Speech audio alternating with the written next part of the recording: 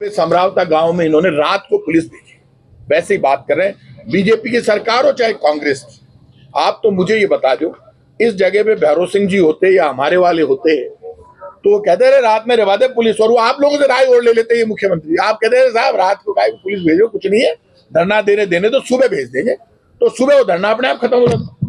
मुख्यमंत्री जी इतने महान गृह मंत्री है, रात को ही पुलिस भेज दी, पूरी रात गाँव वालों को पीटा, महिलाओं को पीटा, गाड़ियां जला दी पुलिस ने, हंगामा कर दिया। निर्दलीय चुनाव लड़ रहा था नरेश मीणा का चुनाव लड़ना गुनाह हो गया। उसने कह दिया हाँ मैंने एक थप्पड़ मारी है, अगले ने खुद ने कह दिया, तो आप केस बना दो भाई।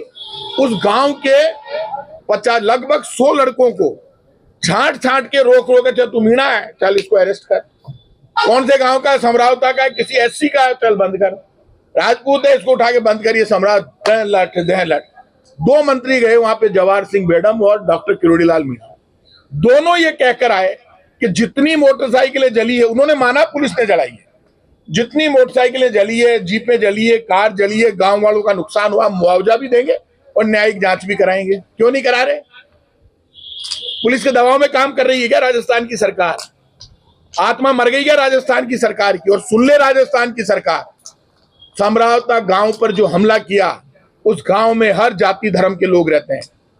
वहां एसटी के लोगों पर आपने जुल्म किया, एसटी एससी सब लोग रहते हैं। सरकार ने वादा किया था न्यायिक जांच और इसका मुआवजे का, यदि नहीं दिया तो टकराव होगा जयपुर में। हम बहुत मौका दे रहे हैं, या तो डॉक्टर साहब और ये जवाहर सिंह मैडम कहते तो मां की तो को नहीं चले, हमारी दुकान बंद हो गई, अब हम जाएंगे तो कह नहीं रहे डॉक्टर साहब, तो कहा था लड़ाई लड़ेंगे सड़क पर, तो सड़क पर लड़ेगा वो, कुछ मना तो करें, मैं तो क्या हम दे रहे हैं, अब जाएंगे। मैं सोच रहा हूँ कल परसों जाऊंगा गांव भी। आप चाहे बीजेपी के कार्यकर्ता पर भी सुन लो, बीजेपी के कार्यकर्ताओं के साथ भी ये धोखा कर चुकी है सरकार। बीजेपी के कार्यकर्ता को भी यदि मारेंगे समरावता की तरह घर में घुसकर, तो उसको भी बचाएंगे, मारने नहीं देंगे किसी को, क्योंकि ये तो बेईमान है, पलट गए। ये बीजेपी वालों को भी नहीं छोड़ रहे। कोई कहे ना बीजेपी को कार्यकर्ताओं बोले पहली की मोटरसाइकिल बंद कर, इसको साइड में कर, वो भी हवा निकल गई बीजेपी के जो गीत गा रहे थे ना, क्योंकि हनुमान जी नाराज हो गए, सड़क पे बैठ के नाटक करने के लिए हनुमान चालीसा के पाठ कर रहे थे, राम जी नाराज हो गए, तो नाटक हनुमान जी को पसंद नहीं है। हनुमान जी ने कहा तो वो कार्यकर्ता फेल हो गए। यदि आप बीजेपी के कार्यकर्ता के घर में घुस के मारोगे, कांग्रेस रोकेगी नहीं, मारने देगी। किसी पर लाठीचार्ज हो गया जयपुर में, बिल्कुल हो गया। और जो यूथ कांग्रेस के कार्यकर्ताओं पर लाठीचार्ज किया, तो बीजेपी की सरकार की तो ये हालत है कि लाठीचार्ज पहले से तय करके आते हैं। इतने फ्रस्ट्रेटेड लीडर मैंने आज तक नहीं देखे। हम वहां प्रदर्शन कर रहे थे, सीवरेज का पानी फेंक रहे थे, कभी सीवरेज का पानी फेंकते हैं क्या?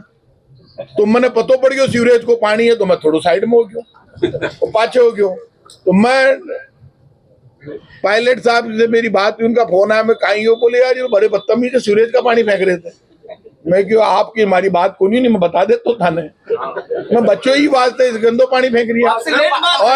और डोटासरा जी ने भी गिलो कर दिया, डोटासरा जी से पूछ लेना, उनके ऊपर सीवरेज का पानी लगा, पायलट साहब के लगा। पायलट जी आपसे बात करते करते देरी कर देते हैं, ऐसा होता है। पिछली बार भी तो उनको पता तोड़ना था कि गंदा पानी फेंकेंगे, वो बेचारे करे क्या, वो तो आगे चले गए।